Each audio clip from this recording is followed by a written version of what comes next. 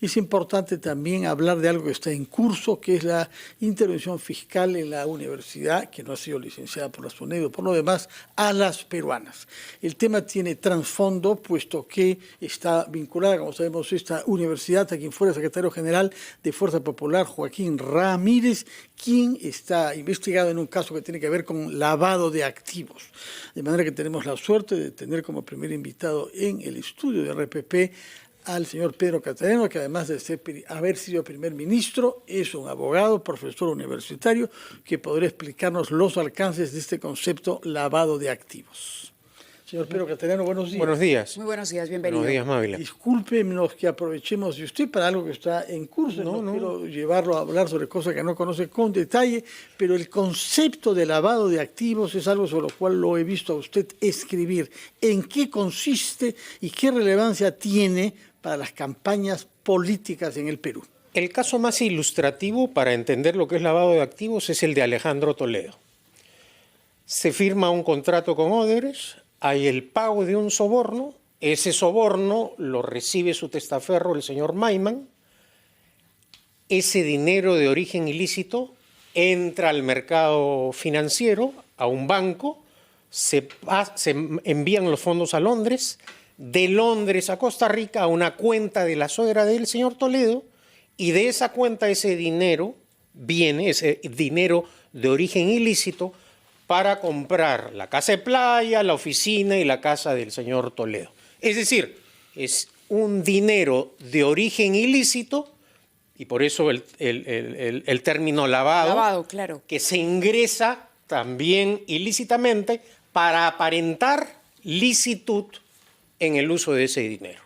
Eso es el lavado de activos. Y eso que se ha hecho con coimas, se ha hecho también con donaciones cuyos donantes no quería que se sepan. Exactamente. Es decir, el origen tiene que ser ilícito para que se pueda tipificar la figura de lavado de activos.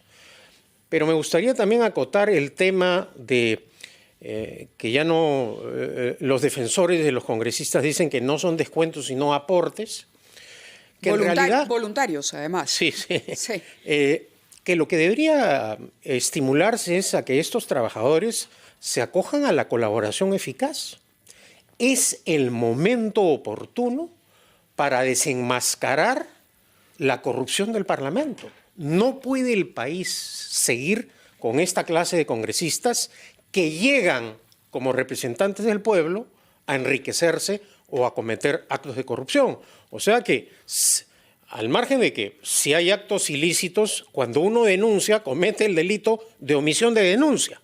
O sea que es recomendable que todos aquellos que han sido obligados a dar dinero a los congresistas se acojan a la colaboración eficaz y que de alguna manera también el Parlamento institucionalmente indemnice a estos trabajadores porque hay un daño que se les ha ocasionado y de esta manera se estimule la colaboración eficaz. Señor Catareno, usted está participando nuevamente en política activa a través del Partido Libertad Popular, ¿no? Este es un proyecto que lleva algún tiempo, nos ha venido contando el esfuerzo que se ha invertido, digamos, la energía que se ha invertido para poder conseguir y cumplir con todos los requisitos del Jurado Nacional Electoral.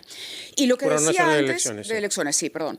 Y lo que usted decía antes es muy importante porque también tiene que ver con la responsabilidad de los partidos en la elección de los congresistas a los que ponen en lista. Ayer conversábamos con el señor Valdés, por ejemplo, de Alianza para el Progreso, a propósito del caso de la congresista Rocío Torres, y él decía que bueno, que sí, que hay que hacer un mea culpa, pero era una posición, le confieso, un tanto blanda y de no responsabilidad. ¿Qué hay que hacer con los partidos políticos o de qué manera se puede conseguir que haya un filtro adecuado, que entren congresistas con una posición clara, que mañana no entren 5 bancadas y al final del periodo sean 20 o 25 las bancadas o los grupúsculos que aparecen en el Parlamento y que no tengamos casos como estos en los que de pronto el partido dice, uy, no sabía, fui sorprendido, hasta antes de que fuera congresista parecía limpio, pero no lo es. Bueno, en el caso de Alianza por el Progreso no me llama la atención en absoluto. Además, no es el primer caso, ¿no? Es decir, es la reiteración de una conducta, por no decir ilícita, escandalosa. Ahora, para cambiar la política lo que hay que hacer es participar en la cosa pública. Y lamentablemente hemos visto que en los últimos tiempos la gente preparada no participa en política. Y esto tiene una explicación, porque detrás de esto hay organizaciones políticas que hostigan al adversario, que atacan al adversario y que convierten la política en un escenario que luego de que uno ocupa la función pública desfila 5, 7, 8, 9 o 10 años, como en mi caso, por las fiscalías y juzgados. Entonces la gente no está dispuesta a pasar, digámoslo de alguna manera coloquial, por ese calvario. Pero eso es fatal, porque implica dejar un espacio vacío en donde se deciden los asuntos más importantes del país para que accedan al poder esta clase de personajes. Ya no es un escándalo en el país tener esta clase de parlamentarios. Es más, hemos visto cómo el propio Parlamento encubre actos delictivos. Esto de los niños de Acción Popular, estos casos, el escandaloso del acusado de violación, tuvo que haber una reacción ciudadana de indignación, una respuesta mediática para que recién reaccionara el Parlamento. Esto tiene que cambiar naturalmente y para ello los jóvenes tienen que hacer política. Tiene que haber una renovación también en la política. Hablaremos sobre eso y sobre su caso particular porque tenemos entendido de que ya se ha terminado por oficializar la inscripción del partido que usted ha contribuido a crear, Libertad Popular. Todavía nos dirá una presión sobre eso después de una pausa que le ruego que nos acompañe a vivir para darle la palabra a los anunciantes de RPP. Regresamos, Mávila, después de una breve pausa. Hacemos una pausa y regresamos. Estamos conversando con el señor Pedro Casteriano, ex primer ministro y abogado, profesor de Derecho. Nos va a decir una palabra sobre el partido que le ha contribuido a inscribir Libertad Popular. Pero antes de hablar de eso, quisiera regresar a un tema que él mencionó en relación a una pregunta hecha por Mávila Huertas. Mucha gente se inhibe de la política por los temores a que se judicialice la política y que sean acusados durante años con imputaciones falsas por sus adversarios para sacarlos de juego. Y usted ha aludido a su propio caso personal. Esta semana hemos tomado conocimiento de la finalización de una larga disputa, entonces un supuesta mal accionar en relación a la compra de helicópteros que usted contribuyó a hacer cuando era ministro de Defensa. Sucede que esos helicópteros son los únicos que están operativos ahora y ni siquiera están todos operativos para la emergencia.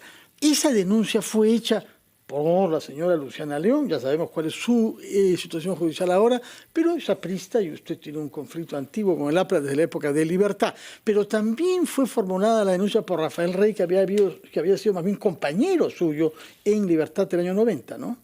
Bueno, efectivamente, esta fue una denuncia que se aprobó en el Parlamento, se aprobó el informe. Y a mí se me imputó los cargos de colusión ilegal y negociación incompatible. Curiosamente, representantes de partidos que compraron armas en el pasado con traficantes. Habría que recordar los nombres de Abderramán El Asir, Stone, ¿no? Esta denuncia basada en una falsedad, ¿no?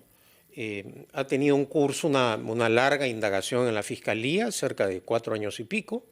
Y bueno, ha llegado a la conclusión de que no ha lugar a formalizar y continuar la investigación preparatoria.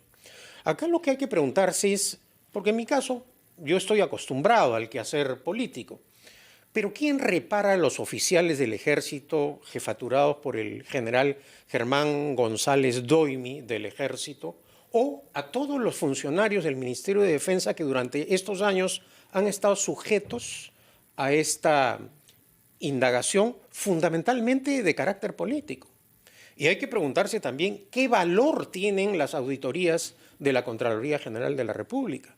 Porque a diferencia de los gobiernos de mis adversarios, todo el proceso de compras que efectué, porque creo que es bueno hacerlo, se notificaba a la Contraloría General de la República, se informaba detalladamente a la Comisión de Defensa del Congreso, a la Comisión de Presupuesto.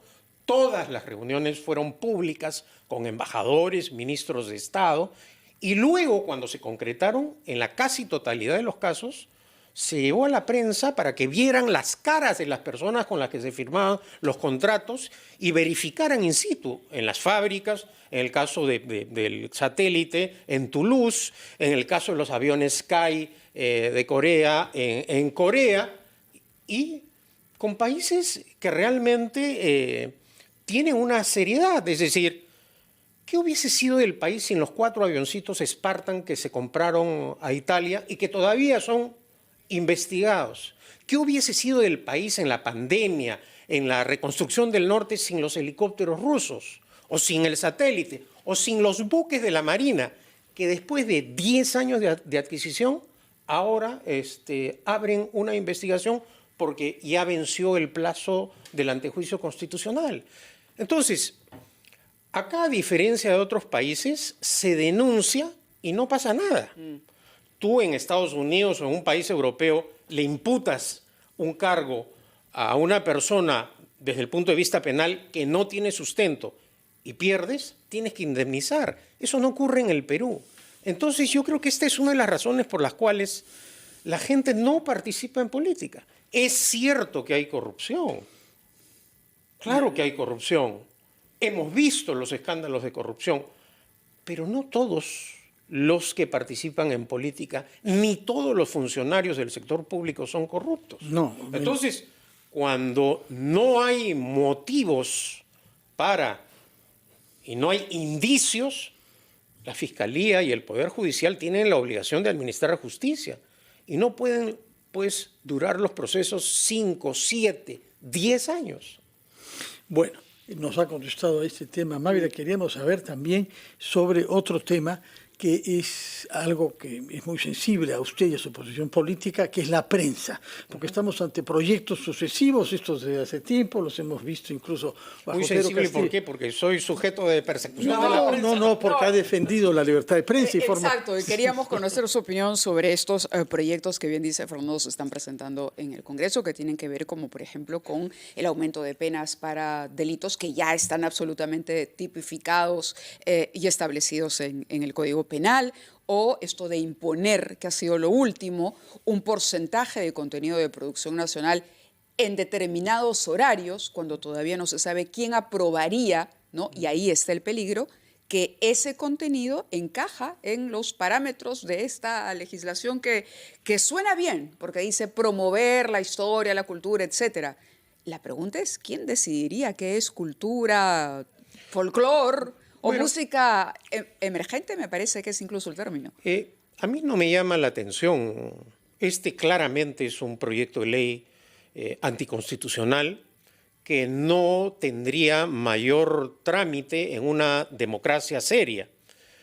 Pero el drama, y volvemos a lo mismo, es que tenemos, creo, parlamentarios que casi no han leído la Constitución, no conocen los derechos fundamentales que están consagrados en nuestro texto constitucional. El otro día yo escuchaba este debate a raíz de la discusión que hubo, los intercambios de pareceres en el último escándalo del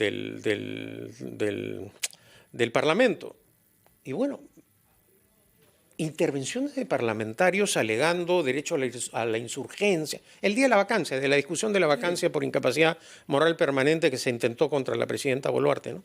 Entonces uno se preguntaba, después de las intervenciones de los señores congresistas, ¿han leído la Constitución? Creo que ni la han hojeado. Entonces es un peligro público que le entreguemos periódicamente el poder a personas que no tienen convicciones democráticas, que están o que llegan al poder en vientres de alquiler, partidos sin doctrina ideológica y política, agrupaciones sin cuadros técnicos, que es Perú Libre. Ahora estamos viendo lo que nos ha colocado en el Parlamento el señor Cerrón y el señor Castillo. Esta congresista que dice, pues, no es, o sus defensores, no es descuento, es aporte. Estos son actos delictivos. Cachugarte, ¿no? Del Cusco. Exactamente. Claro. Ex Perú Libre, ¿no? Sí. Porque como... Ministra de la Mujer, ¿eh? Ex-ministra de la Mujer. Exactamente. Entonces, acá estamos en una situación crítica y esto hay que detenerlo, esto hay que cambiarlo. Y la única manera es que la gente participe en política. Nos queda poco tiempo, señor Cateriano, y queremos preguntarle sobre su partido, ¿no? Sí, claro. Libertad Popular. Usted nos decía, está prácticamente ya todo listo. Es además muy meritorio que después de su experiencia enfrentando denuncias y viendo cómo se archivan y se reabren, se haya lanzado usted a esta nueva aventura política. ¿Cuál es la situación en este momento del partido? Bueno, este es un proyecto político liderado por Rafael Belaúnde Llosa, que yo desde el comienzo lo he apoyado decididamente. Creo que hemos superado los dos escollos más difíciles. El número de afiliados, ya tenemos 26.000 afiliados de Libertad Popular, y los comités a nivel nacional. Estos requisitos de ley ya los hemos superado. RENIEC ha hecho la revisión semiautomática, ya los militantes de Libertad Popular y los comités figuran en el ROP, el Registro de Organizaciones Políticas, que es el registro del Jurado Nacional de Elecciones, y ahora estamos a la espera de la notificación del Jurado Nacional de Elecciones, que tengo entendido está revisando los estatutos de Libertad Popular, y luego la recta final será el periodo que acá se denomina de tachas, en donde se abre el espacio para que los ciudadanos ejerzan su derecho contra una persona o cualquier aspecto del partido. Pero ciertamente ya estamos en la recta final. Tengo que agradecer a los miles de afiliados de Libertad Popular a nivel nacional y de todas aquellas personas que a lo largo del país han apoyado. Esperamos pronto esta notificación. El proceso ha sido largo, en algunos casos kafkiano realmente, pero bueno, sostengo, el espacio en política no puede dejarse vacío porque otros lo llenan. Y no hay que olvidar que el derecho es de elegir y de ser elegido. Muy bien, muchas gracias Pedro Cateriano, ex primer ministro, profesor de Derecho y ahora creo que usted es el responsable del plan de gobierno que va a presentar al país el Partido Libertad Popular en cuanto se oficialice su inscripción, es decir, en cuanto se supere el periodo de tachas, que puede tomar algunas semanas. Espero que no hayan tachas, pero en fin, en esta clase de avatares uno tiene que estar acostumbrado a todo. De acuerdo, muchísimas gracias por haber estado con nosotros esta mañana. Son las 8:31, vamos a escuchar a los anunciantes de la hora y regresamos.